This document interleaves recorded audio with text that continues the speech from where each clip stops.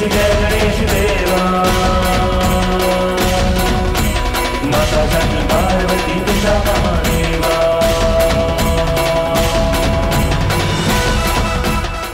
তো গোপালের মধ্যে শ্রী গণেশকে দেখতে পাচ্ছি।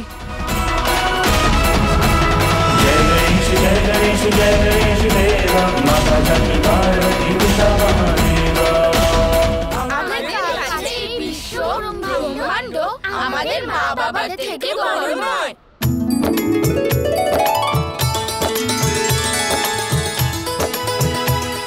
তোমরা সবাই যেভাবে ভক্তির সাথে ঈশ্বরের আরাধনা করেছো তার ফলস্বরূপ চমৎকার তো হয়েছে। সমস্ত পুজোর সামগ্রী মোদকে পরিণত হয়েছে। এতে একটা বিষয় তো স্পষ্টভাবে প্রমাণিত যে ঈশ্বরের অস্তিত্ব আছে, আর উনি চমৎকারও করে দেখান।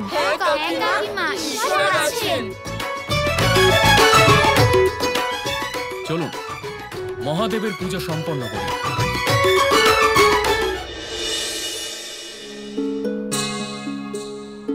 হে ঈশ্বর, আপনাকে কি ঈশ্বর বলেই ডাকবো নাকি আপনাকে অন্য কোনো নামে ডাকবো? লম্বোদরকে মিথ্যা কথা বলে আমরা ওর কোমল মনকে কষ্ট দিয়েছি। এছাড়া আমরা আর কি বা করতে পারতাম ঈশ্বর? হে ঈশ্বর, আপনার কাছে কোনোদিন কিচ্ছু চাইনি, কিন্তু আজ আপনার কাছে একটা অনুরোধ করছি। যদি আপনি বাস্তবেই বিরাজ করে থাকেন তাহলে দয়া করে আমাদেরকে অনুভব করান। দেখলেন লম্বোদর, আমার বন্ধুরা এরকমই। সে ওরা যেমনই হোক, ওরা যতই সবাইকে বিরক্ত করুক, বদমাইশি করুক, কিন্তু একটা বিষয় তো নিশ্চিত যে ওদের মন খুবই পবিত্র। হ্যাঁ, আপনি ঠিক বলেছেন। আমিও নিজেকে ভাগ্যবান বলে মনে করি, কারণ আমি আপনাদের দলের সদস্য হওয়ার সুযোগ পেয়েছি। এবার বন্ধুদের ইচ্ছা অবশ্যই পূরণ হবে। হ্যাঁ, হওয়াই উচিত, কারণ শুধু ওদের নয়, বরং এই জগতের সকলে এটা জানা উচিত যে যখন কোনো শিশুর মনে পরম ভক্তি জাগরিত হয়, তখন সেই ভক্তি এই জগতের যে কোনো মহান ভক্তর ভক্তিকেও পরাজিত করার ক্ষমতা রাখে। তাহলে সেটা প্রমাণ করার সময় এসে গেছে। হ্যাঁ লম্বোদর, চলুন আমরা আমাদের লীলা আরম্ভ করি।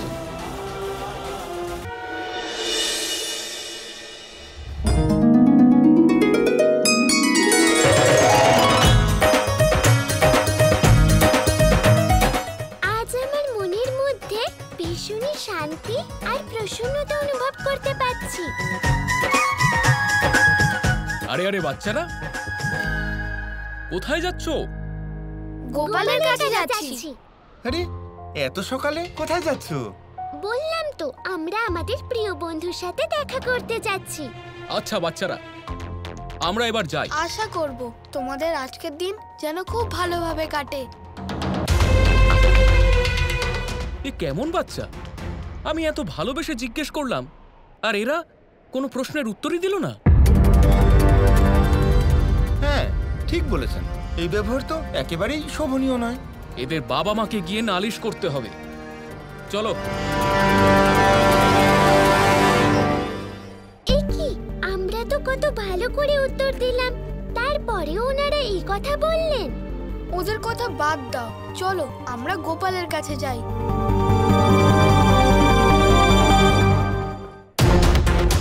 এসো এসো, আজ এত দেরি হলো কেন? যশোদা রানী, দেরি হওয়ার কারণ আছে।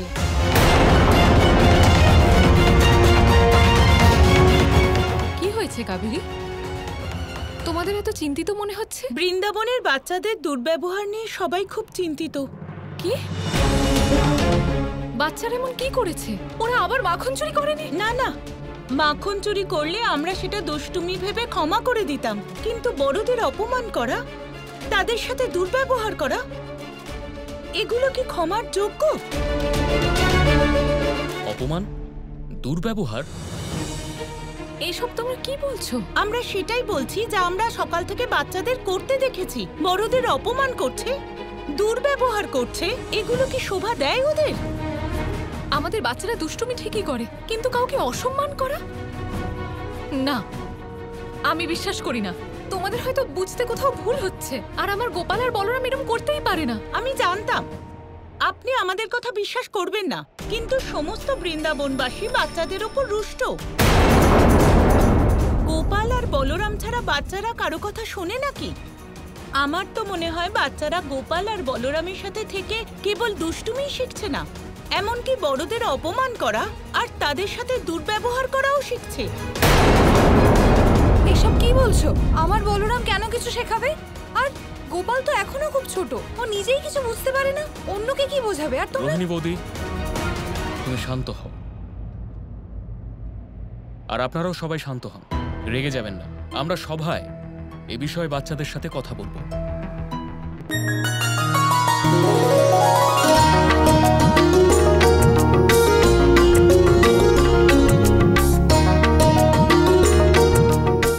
সুপ্রভাত দাদা। সুপ্রভাত গোপাল।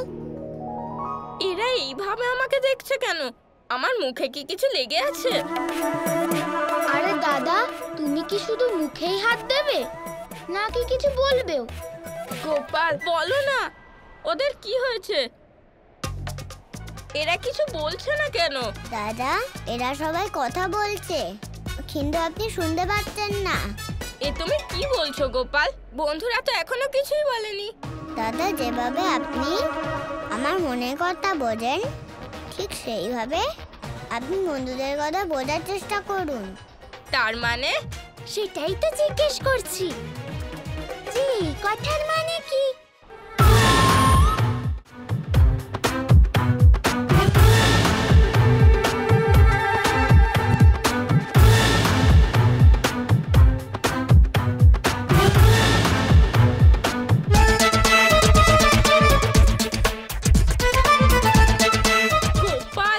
এটা মতিভ্রম নাকি সত্যি? বৃন্দা তো কিছুই বলছে না, কিন্তু তবু আমি ওর কথা শুনতে পাচ্ছি।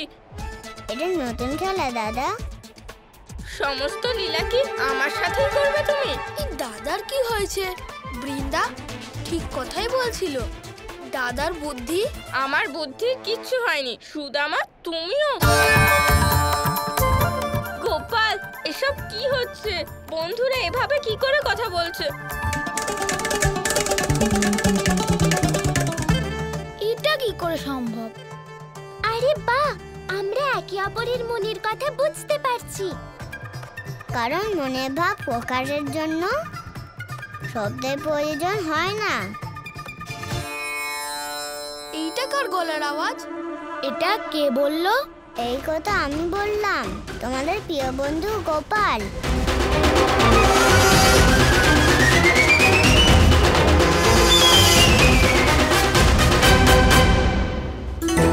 আমার কান খারাপ হলো না তো? আমি কি সত্যি গোপালের কথা শুনলাম দাদা, নাকি আমার মতিভ্রম হলো?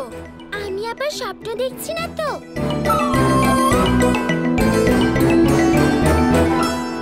না না, এটা মতিভ্রম আর না স্বপ্ন। তোমরা সবাই আমাকে সত্যি করে শুনতে পাচ্ছ। কিন্তু এ কি করে সম্ভব গোপাল? কারণ তোমাদের ভিতর ঈশ্বর বাস করছেন। ঈশ্বরের দৈব শক্তি তোমাদের এই জগতে সৌন্দর্য অনুভব করাচ্ছে। এটাই ভগবানের ভাষা, তার জন্য ওনার শব্দের প্রয়োজন নেই। আর আজকে যা তোমরা অনুভব করছো তার কারণ হলো পরমাত্মা তোমার আত্মাকে স্পর্শ করেছে। কিন্তু আমি বিশেষ কিছু পরিবর্তন বুঝতে পারছি না। আমি কাল যেমন ছিলাম আজও তো তেমনই আছি। ঠিক বলেছ। দৈব শক্তির অনুভব সশরীরে নয়, সহৃদয়ে করতে হয়।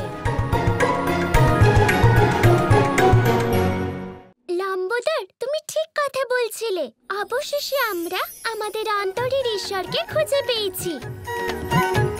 এবার তোমাদের সবার বিশ্বাস হয়েছে তো যে ঈশ্বর আছেন? এবার তো সম্পূর্ণ এক দিবসের জন্য ঈশ্বর তোমাদের উপরে বিরাজ করছে। হ্যাঁ, আজ আমাদের ঈশ্বরের উপর বিশ্বাস হয়ে গেছে।